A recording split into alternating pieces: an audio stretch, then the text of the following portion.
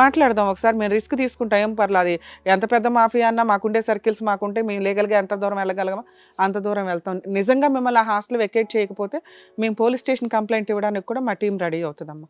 ఏం సార్ ఏం చేద్దాం? బెటర్ వెళ్ళి కంప్లైంట్ ఫైల్ చేయడం అనేది సీరియస్గా తీసుకుంటాం. ఒకసారి అతనితో మాట్లాడదాం. నెంబర్ ఇవ్వండి ఒకసారి మాకు. అమ్మ నెంబర్ చెప్పండి అమ్మా.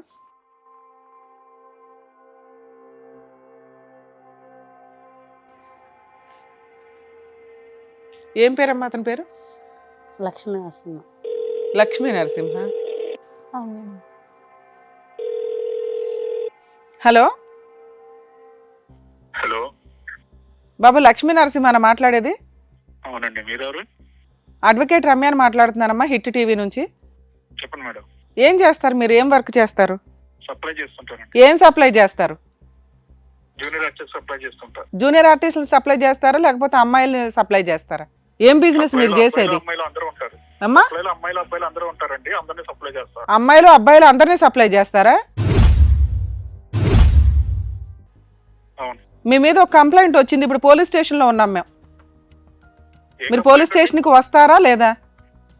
ఎవరిచ్చారు అసలు? ఏం కంప్లైంట్? మీ బాధితులు నలుగురు అమ్మాయిలు సప్లై చేస్తాం అన్నావు కదా, ఆ నలుగురు అమ్మాయిలు ఇక్కడ మా షోలో కూర్చొని ఉన్నారు. ఎవరు వాళ్ళు?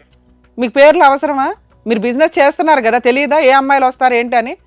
ఆల్రెడీ వాళ్ళు ఎక్కడికి వెళ్తున్నా మీ టీం ఏదో ఫాలో అవుతుందట, ఏదో పెద్ద మాఫియా రన్ చేస్తారట, ఏదో చంపేస్తామంటున్నారట, న్యూడ్ వీడియోస్ పెట్టుకుని బ్లాక్ మెయిల్ చేస్తున్నారట. వాళ్ళ పేరెంట్స్ మా దగ్గర వదిలినప్పుడు వాళ్ళ మీద మాకు బాధ్యత ఉంటుంది. వాళ్ళు ఏం బాధ్యత? అమ్మాయిలు తార్చండి, అమ్మాయిని ప్రాస్టిట్యూట్ బిజినెస్ చేయడని వాళ్ళ తల్లిదండ్రులు మీకు అమ్మి వెళ్ళారా?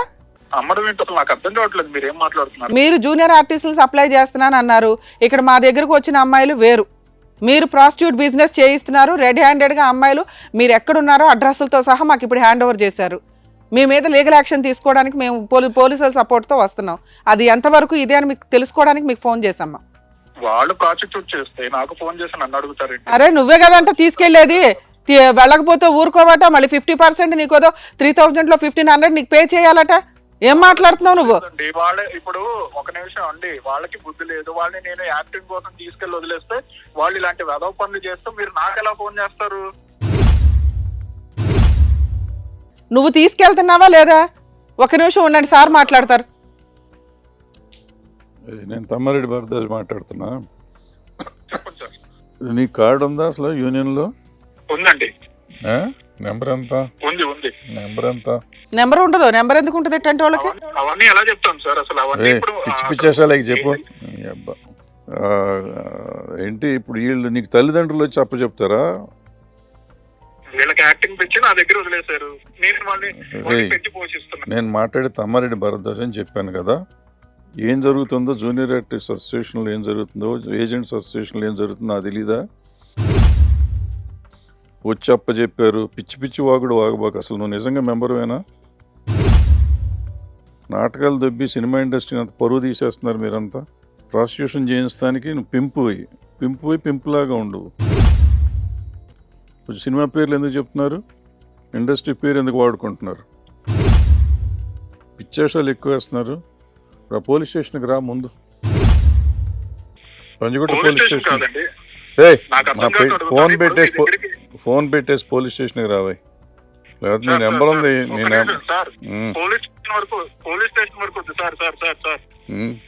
నువ్వు రాకపోతే ఎట్లా కుదురుతుంది? రా. రాకపోతే పోలీసులు వస్తారు నీ దగ్గరికి. నువ్వు వస్తే రా, లేకపోతే వాళ్ళు వస్తారు. తొక్కలో పేర్లు రండి బయటికి, రండి వాళ్ళందరూ రండి బయటికి. అందరూ వస్తారు, బయటకు వస్తారు. రా పోలీస్ స్టేషన్కి రా.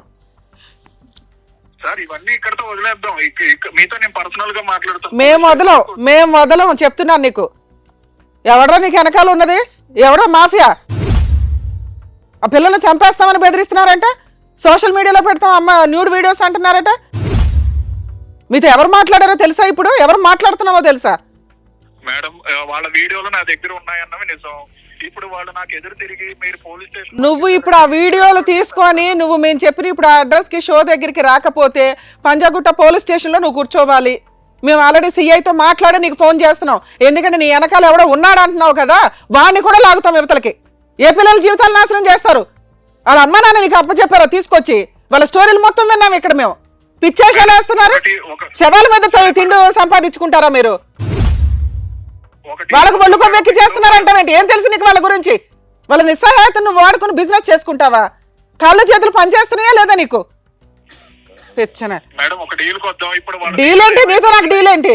డీల్ ఏంటి? పిచ్చ మాటలు మాట్లాడంటే చెప్పు తీసుకొని కొడతాను మళ్ళీ. ఆ అమ్మాయిలు నలుగురు ఇక నుంచి ఆ బిజినెస్ చేయము, మా ఇండివిడువల్ గా మేము బతుకుతాం అంటున్నారు. నువ్వు 5 minutes లో ఇక్కడికి వచ్చి నీ దగ్గర ఉన్న న్యూడ్ వీడియోస్ మొత్తం డిలీట్ చేసి వాళ్ళని ఫ్రీ చేయకపోయావంటే ఆ హాస్టల్ ఏంటో, నీ వెనకాల ఉన్నవాడు ఎవడో మొత్తం అందరినీ లాగుతాను బయటికి. వస్తున్నావా లేదా ఇక్కడికి? వస్తాను, బాగానే అక్కడ ఉంచండి. వాళ్ళు ఇక్కడే ఉంటారు, నువ్వు వచ్చి మొత్తం అన్ని డిలీట్ చేయకపోతే నెక్స్ట్ పోలీస్ స్టేషన్లోనే కూర్చుంటాం. వస్తాను సార్ వస్తాడు సార్, అతను వచ్చిన తర్వాత ఒకసారి మాట్లాడదాము. మాట్లాడిన తర్వాత ఎందుకంటే అతను ఫోన్లో చెప్పినంత మాత్రం మనం పంపించేస్తే వాళ్ళు ఆల్రెడీ న్యూడ్ వీడియోస్ ఉన్నాయి అతని దగ్గర, అవి డిలీట్ చేయకుండా మనకి కష్టం అవుతుంది. తనతో వెళ్ళాము మేడం. అమ్మ నిన్ను అసలు వాళ్ళతో పంపించాం. ఇప్పుడు అతన్ని పిలిపించి అతని షోలో నుంచుంటాడు. ఇన్ కేసు లేదండి మాకు చాలా ప్రాబ్లం అవుతుందంటే, మీ నలుగురు మమ్మల్ని నమ్ముకొని వచ్చారు కాబట్టి మిమ్మల్ని ఫ్రీ చేయాల్సిన బాధ్యత మాకుంది. సో మేము అతనితో మాట్లాడి మీ ఫొటోస్ వీడియోస్ అన్నీ డిలీట్ చేయిస్తాం. మీ ముందే అతనితో మాట్లాడి ఇక్కడ నుంచి మీ లైఫ్లో అతను ఇన్వాల్వ్ అవ్వడం అని రాయిస్తాను నేను. మీరు ఇండివిజువల్గా మాకు మాట ఇచ్చినట్లుగా ఇండివిజువల్గా హ్యాపీగా బతకడానికి చూడండి, కష్టపడి. ఇది కష్టం కాదు నాన్న. రేపొద్దుట మీకు ఏదైనా జబ్బులు వస్తే కనుక మిమ్మల్ని పట్టించుకునే వాళ్ళే ఉండరు. నీ మీద ఆల్రెడీ 2 పిల్లలు ఆధారపడి ఉన్నారా? ఈ ఫీల్డ్ అసలు కరెక్టే కాదు.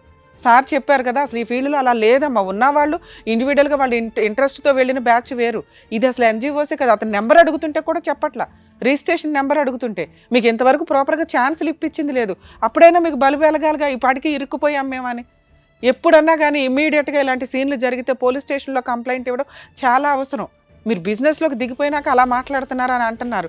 పోలీస్ స్టేషన్లో కూడా ఎవరైనా అట్లా మాట్లాడితే దయచేసి హ్యూమన్ రైట్స్ కమిషన్, ఎన్జిఓస్ ఉంటాయండి కొన్ని, మీరు వాళ్ళకి కంప్లైంట్ ఇస్తే వాళ్ళు చాలా సీరియస్గా యాక్షన్ తీసుకుంటారు. ఒక పోలీస్ స్టేషన్లో ఒక్క వెధవే అలా ఉంటాడు కానీ అందరూ అలా ఉండరు. ప్రొటెక్ట్ చేయడానికి వాళ్ళకి ఆడపిల్లలు ఉంటారు కదమ్మా, వాళ్ళకి అక్క చెల్లెళ్ళు ఉంటారుగా. ఎవరు అట్లా ఓ పని కట్టుకొని పని చేయరు. ప్రతి ఫీల్డ్లోనూ ఒక చెత్త ఎక్కడో ఉంటుంది. ఆ చెత్త మీరు వెళ్ళిన చోట ఈ చెత్తే కనిపిస్తుంది మీకు.